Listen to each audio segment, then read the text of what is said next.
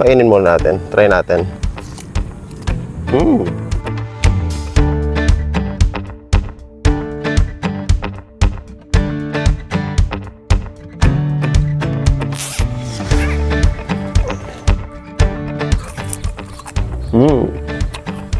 Parang kambing ko lang. Gasin muna natin.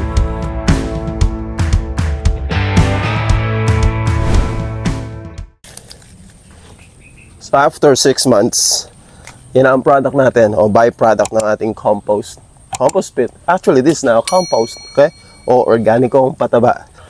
Alam mo, mahirap sa pag ano natin ng compost itong mga ugat.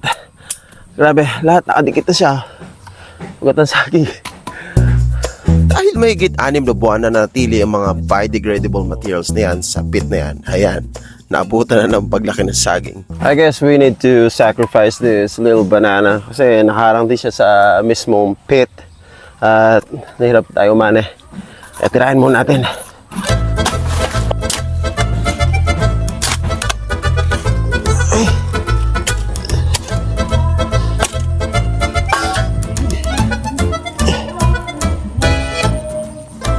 Actually, second haul na natin itong pag-ani ng compost eh.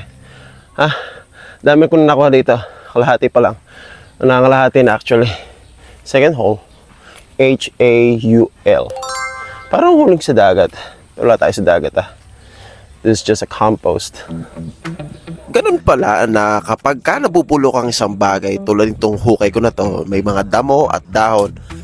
May mga nilalang pala na nabubuhay o nagpapalaki. Tapos pagkayari nun, maghahasik sila ng lagim paglaki nila. Ayan sariwa-sariwa pa siya. Napalaki yung ulo. Dami ko na uwang na nakita rito, grabe. Ito yung mga uwang, ito sumisira sa mga niyog. Dito sila nangingitlog. Dito sila nagpapalaki hanggang sa, lilipat na sila pagka...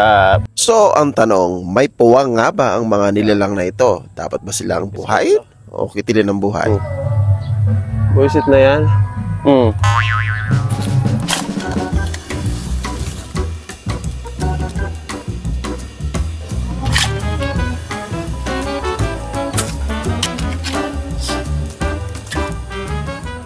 Actually, second haul na itong ating ginagawa At nakakuha na rin ako ng ito karami sa ating first haul. At yan, madami na. Ito yung galing sa lahat ng ating tinambak dito. Grass clippings, leaves, saka yung ating mga damong pinag-grass cut dyan. Lahat-lahat tinambak natin. At ito ang ating inaano. At pag sinabing compost, malambot, wagag, Ganyan ang compost, Hindi siya clay. Compost nga Bulok na dahon, bulok na damo, kung ano pa Parang siyang brownies actually. At gagamitin natin lahat sa ating seasonal crop. At syempre hindi mawala yung tinanim natin last season, nung amihan season, yung carrots, cabbage, at kung ano pa mga upland vegetable. Potato siguro magtatanim ako. Very best to sa potato. Okay? Hingin ng kapitbahay. Maawit. Ikaw ang katuparan dito sa aking daigdig. Paano nga gagawin natin? Nagpa-party si ate, hindi mo naman pwedeng bawalin yan 1 yard. Concentrate ka na lang dyan.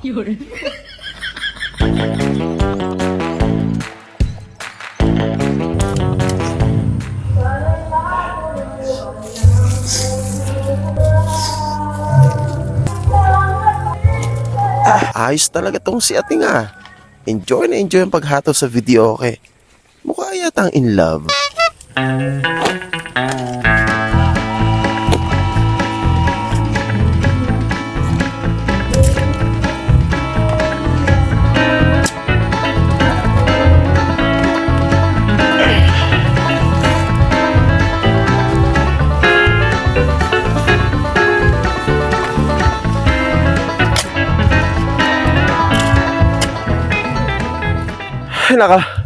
Naka-10 ganito tayo. 10, as in 10.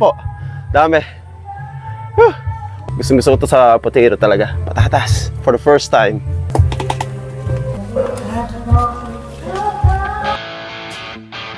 Panandalian ay ibibilad muna natin nang sa ganun ay matuyo ng bahagya At mamaya, susulandrin natin nang maalis ang mga sungot-sungot at yung mga konting sanga. Pahingi muna. Tanghalian na.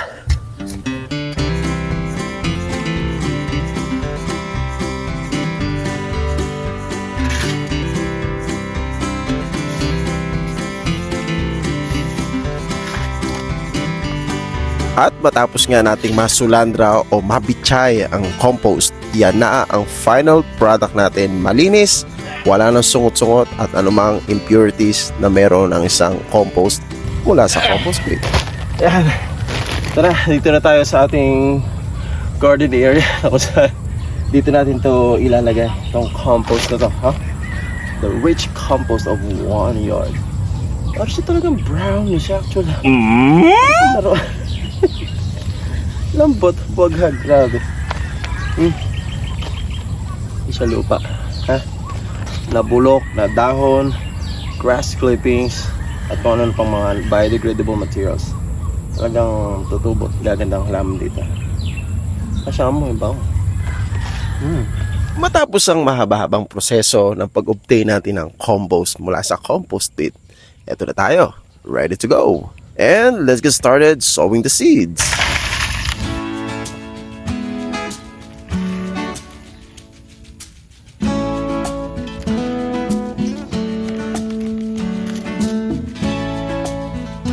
Sa pagpupunla ng buto tulad niyan, napakahalaga ng lupa mo na ito ay rich in nutrients and syempre, hindi buhagag. Ayan, ganyan, no?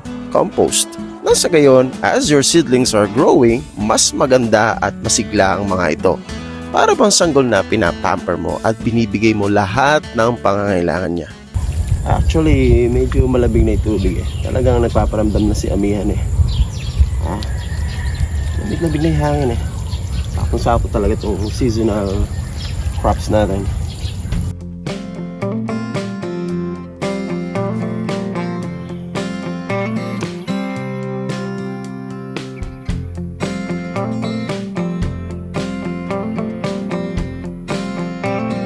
Makalipas nga ang aking paghihintay sa mga luntian at nagsisiglaan kong mga punla, ito na ako upang magbungka ng mga lupa at ilipat ito o i-transplant sa mga raised bed.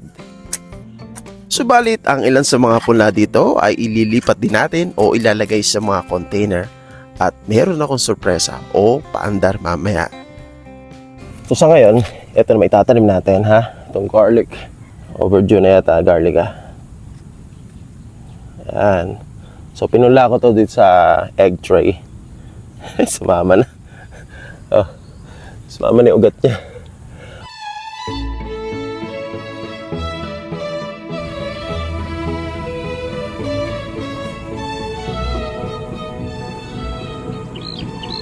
So ayan, meron pang natirang punla. Tatanim pa natin to.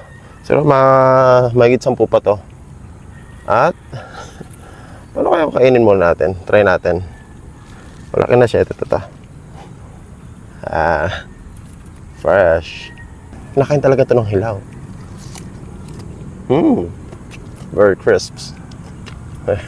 Crisp pala. Well, crisp is a British term for potato chips. Crisps. Ito lang, crisp. Crispy. Ano pa tama? Pwede siguro, no? Ito. Mga ilang araw lang to. Malaki siya.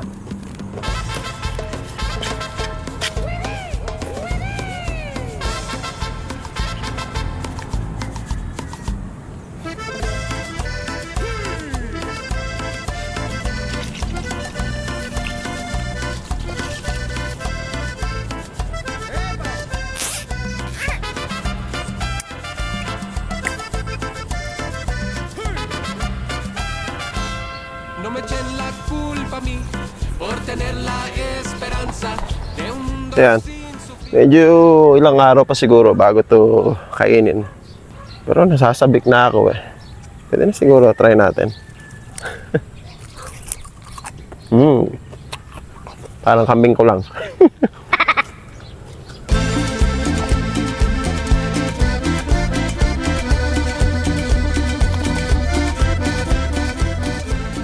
At mayroong naligaw na kakaibang lettuce, oh. Lola Rosa color burgundy or Anong color to? Basta naiba siya among the rest.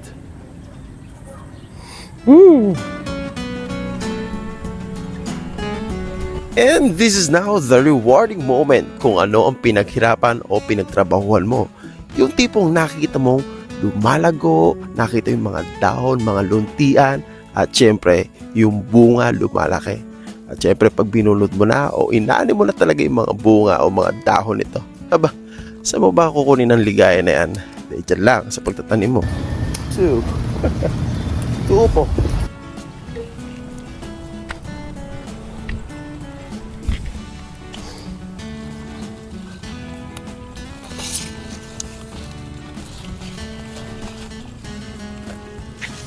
Ay, anihan na tayo.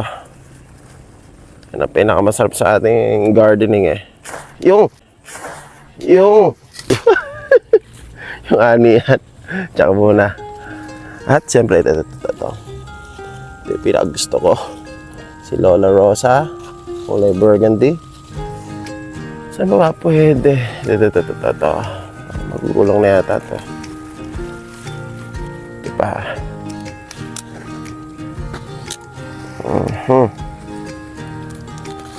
Okay. Okay, kuha natin lahat to.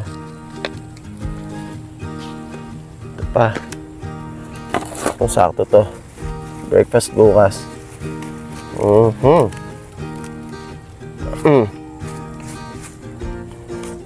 Sakto na to. At syempre, hindi maalis kay 1 yard ang tasting again. Ano naman dumi. Ano talaga? Grabe. Crispy. So dito nagtatapos ang ating episode. Don't forget to subscribe on this channel. And this is 1 yard. On my yard. Right on my yard. Gasin mo natin.